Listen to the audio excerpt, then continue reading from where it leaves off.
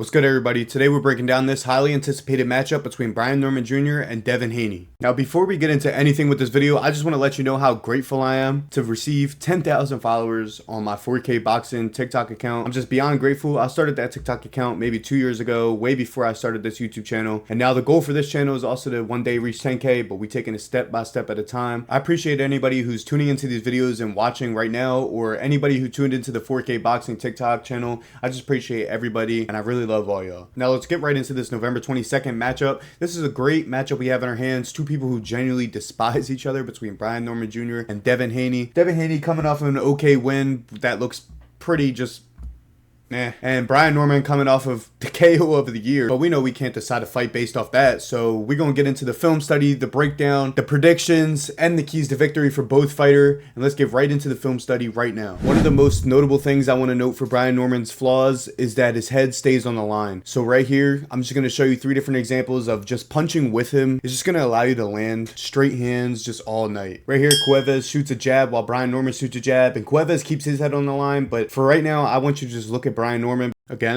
Now here's 2 more examples.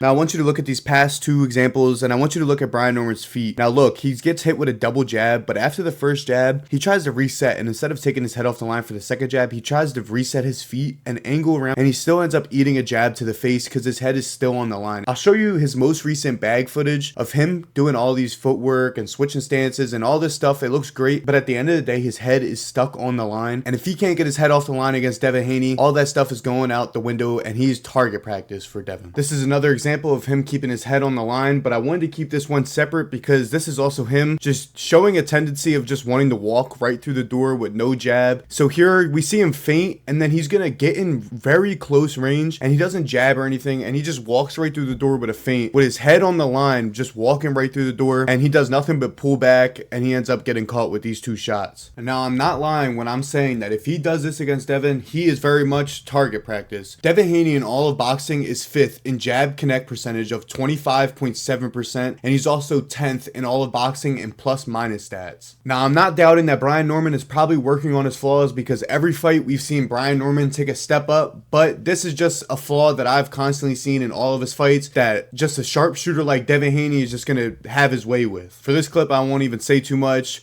Walk straight in, head on the line, throw when he throws, sat down. Starting off for Devin's film study, we're going to start off with Haney versus Ramirez, and as you can tell, he looks comfortable in the middle of the ring, but in his last fight, whenever his back got close to them ropes, he just looked very uncomfortable going left to right, left, right, very, very jittery. This is the easiest clip to break down, leaning over, all of his weight's on his front foot. He's just completely overextending with his jab. You're supposed to turn your body if you're jabbing like that, and then he's just leaving his chin completely exposed, wide open for a left hook from Brian Norman, who has a longer wingspan than Devin Haney. So if he's leaning over, overextending like that and hitting Brian Norman is also in range to land a counter left hook that Ryan Garcia also hit Devin Haney with a couple fights ago that sat him down a couple times. This is the work I need from Devin if he wants to come out victorious against Brian Norman. Right here, you're going to see him feint out a jab. So get Brian Norman used to seeing the straight shots. He's going to feint out the jab, step to the side, take his head off the line, and rip an uppercut right up the middle that lands right on Regis's chin. Look at this beautiful setup from Devin Haney just a couple seconds later after landing that beautiful uppercut. Now he has Regis worried about landing another uppercut like that. So Devin's going to feint out the jab again, but this time he's going to throw a right hand right behind it, and you see Regis goes in to block an uppercut, but instead Devin Haney throws a right hand right down the pipe, and it sits Regis's down on the canvas. Now let's jump right into the champion, Brian Norman Jr.'s keys to victory. For Brian Norman, I need him main goal to get his head off the line, because he does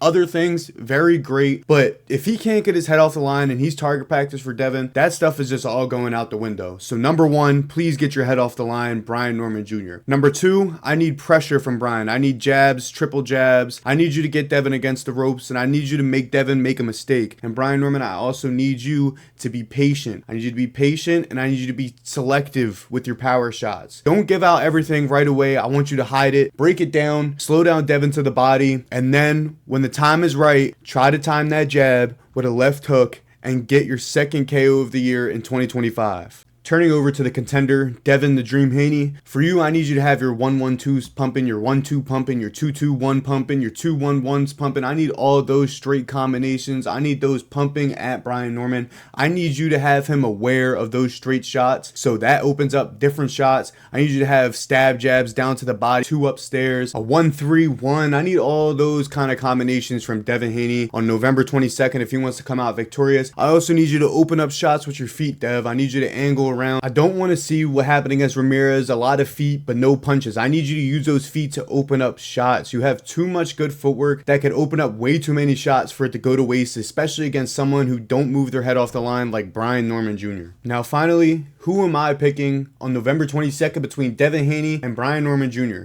First off, before I pick, I just want to shout out Turkey Al-Sheikh for setting up this amazing card. This is just an amazing card, and we didn't really have this stuff before Turkey came into boxing, so I just appreciate Turkey for what he's doing in the boxing. But I am picking Devin Haney to win by a unanimous decision. I think he could get dropped once or twice, but I think this will be a gritty match where both men are bleeding from their face. Whoever wants this fight more is going to come out victorious. I could see Brian Norman knocking out Devin Haney, but I could also see Devin Haney hitting Brian Norman a flash knockdown and wins him it on the cards. So I could just see this fight a lot different ways, but I'm leaning more towards Devin Haney has more options to go about winning this fight than Brian Norman Jr. does. And Devin Haney's been on the stage longer than Brian Norman Jr. has. Brian Norman Jr. is a good fighter, don't get me wrong. There's a lot of fights I want to see him in after this fight, so hopefully the fans don't write him off after one loss. He's a great, talented fighter. I know I only talked about his flaws really in this thing. He's a great fighter. He does a lot of things right, but the flaws favor Devin too much for Devin to drop this fight, and if he does, then Devin's just not the fighter I think he is. Let me know what you guys want to see me break down on the channel in the future. Coming up, I have a Jake and Tank breakdown coming up on the way. I have a breakdown for all the other November 22nd 2 matchups on that card. And I also have possible interview coming up with a amateur coming up through the rankings and a breakdown film study on him in that video also. And I also have another breakdown coming up on a young prospect coming up in the pro ranks. Hopefully those things all come to fruition and I get to put those things out for you guys. I appreciate you guys for tuning in. Much love. Peace.